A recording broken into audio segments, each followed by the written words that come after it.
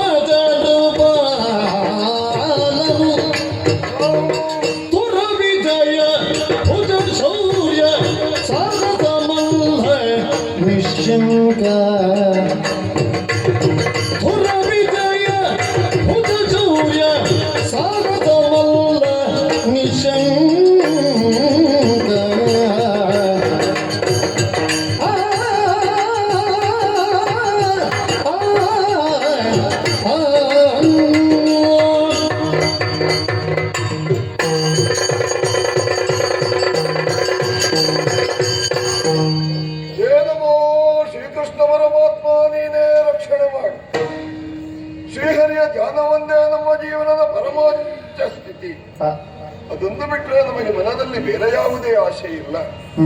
ಚಂಪಕಾವತಿಯ ಓಲಗವನ್ನು ಸೇರಿ ಓಲಗದಲ್ಲಿ ಮಂಡಿಸಿದಂತಹ ರಾಜಾದಿರಾಜರುಗಳಿಗೂ ಮಾಂಡಲೀಕರಿಗೂ ಶಿರವನ್ನು ಭಾಗಿಸಿ ಗುರು ಹಿರಿಯರಿಗೆ ವಂದಿಸಿ ಪುರೋಹಿತರನ್ನು ಅರ್ಪಿಸಿ ಓಲಗವನ್ನು ಸೇರಿದ್ದೇನೆ.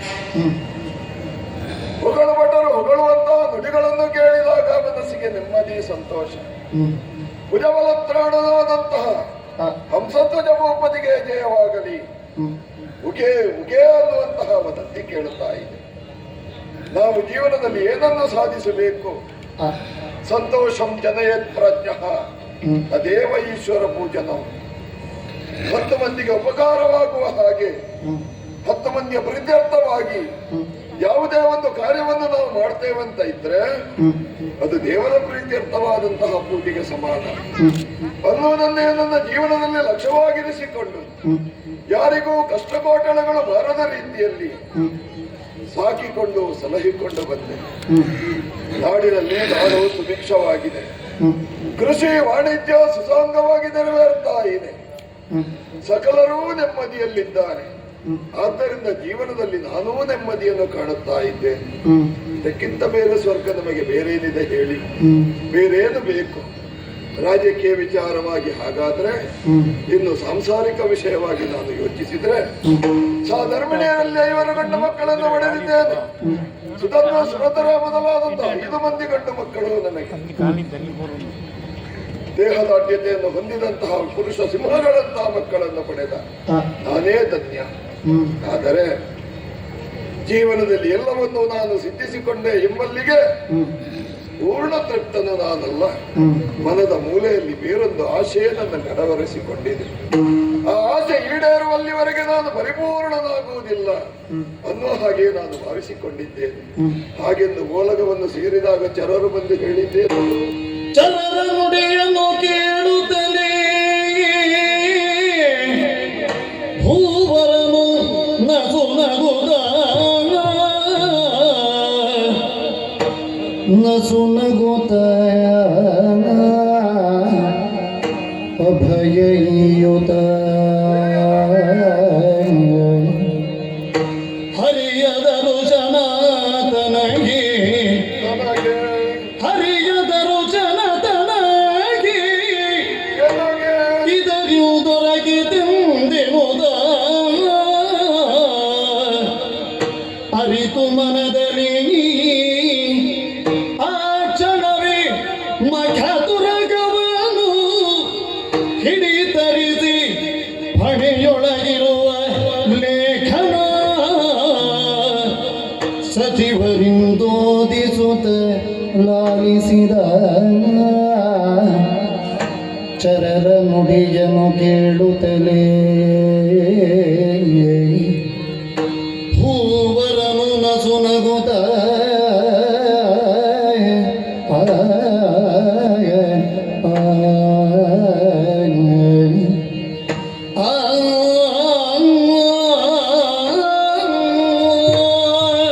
ಶರಣು ಬಂದಾಡಿದಂತಹ ಮಾತುಗಳನ್ನು ಕೇಳಿದಾಗ ಉಡಲಾಲದಲ್ಲಿ ಹುದುಗಿಕೊಂಡಂತಹ ಆಶೆಯ ಚಿಗುರೊಂದು ಮೇಲೊಡೆದು ಬಂದು ಬಾಯಲ್ಲಿ ನನಗೆ ಸಂತೋಷದ ಕಳೆಯನ್ನು ಸೂಚಿಸಿತು.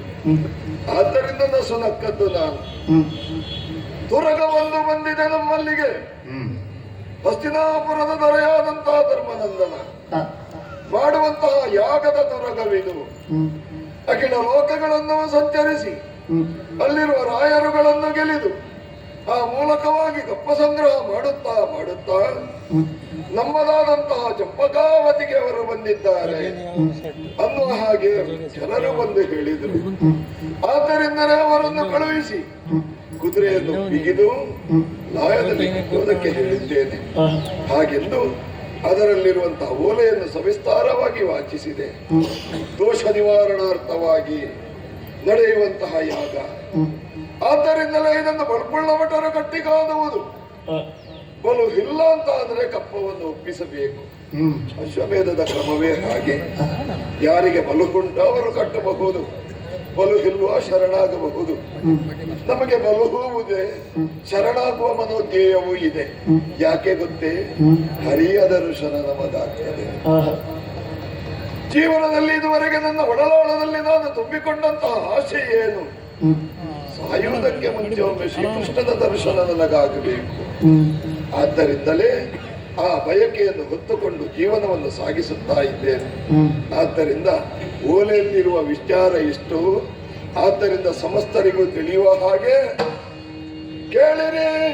ಮಂತ್ರಿಗಳಿರ ಕೇಳಿರೀಗ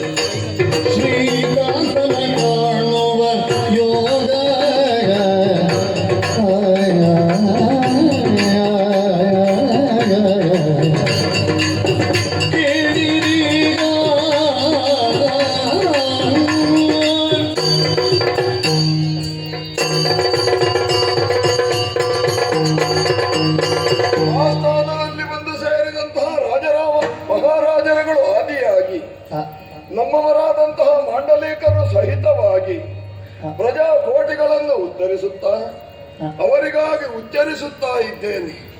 ಮಂತ್ರಿಗಳಿರ ಕೇಳಿರೀಗ.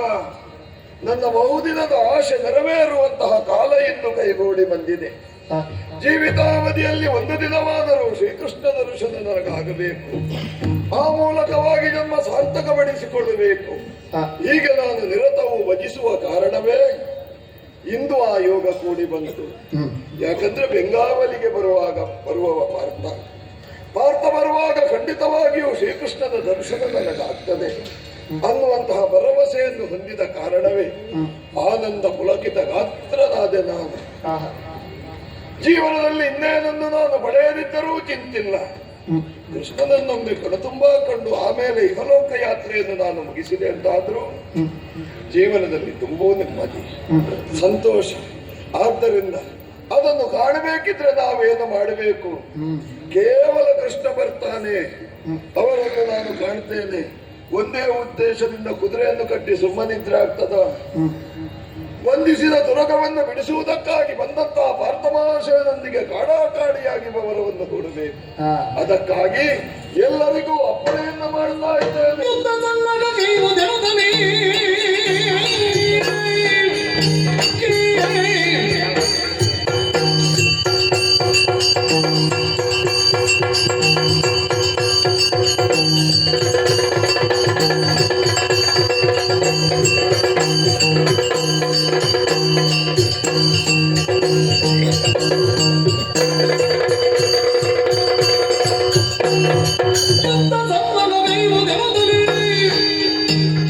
ಬುದ್ಧಿ ಬೇಡಿದ ಮಂತ್ರಿಗಳಿಗೆ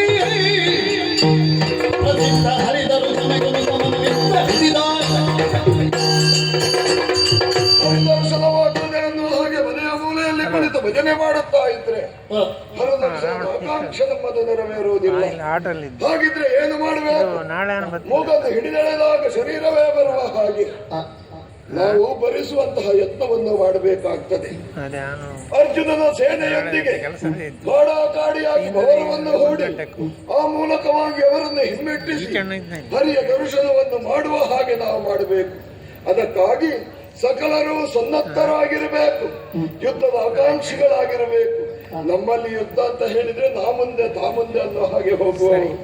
ಹಾಗೆಂದು ರಣದ ಉತ್ಸಾಹ ಎಲ್ಲರಿಗೂ ಇದ್ದರೂ ಕೂಡ ಎಲ್ಲರೂ ಭಾಗವಹಿಸಬೇಕು ಅಂತ ಇಲ್ಲ. ಮಕ್ಕಳಿದ್ರಲ್ಲಿ ಭಾಗವಹಿಸಬಾರದು, ಬಾಲರು ಬೇಡ, ವಯೋವೃದ್ಧರು ಬೇಡ, ಏನಾದರೂ ಅನಾರೋಗ್ಯದಲ್ಲಿ ಅಸೌಖ್ಯದಲ್ಲಿದ್ದವರು ಬರುವುದು ಬೇಡ. ಹಂತಕಾರಿಗಳು, ಯುದ್ಧದ ಬಗೆಯನ್ನು ಬಲ್ಲವರು ಎಲ್ಲರೂ ಸನ್ನದ್ಧರಾಗಿ ಬರಬೇಕು ನಾಳಿನ ದಿನ. ಹಾಗೆಂದು ಎಲ್ಲಾದರೂ ಅವರ ವಿಚಾರವನ್ನು ತಿಳಿದು ಭಯಗ್ರಸ್ತರಾಗಿ ಪ್ರಾಣವನ್ನು ಉಳಿಸಿಕೊಳ್ಳುವುದಕ್ಕಾಗಿ ಯಾರಾದರೂ ಹೆಣಗಿದ್ರೆ ಅಂತವರಿಗೇನು ಶಿಕ್ಷೆ ಗೊತ್ತೇ?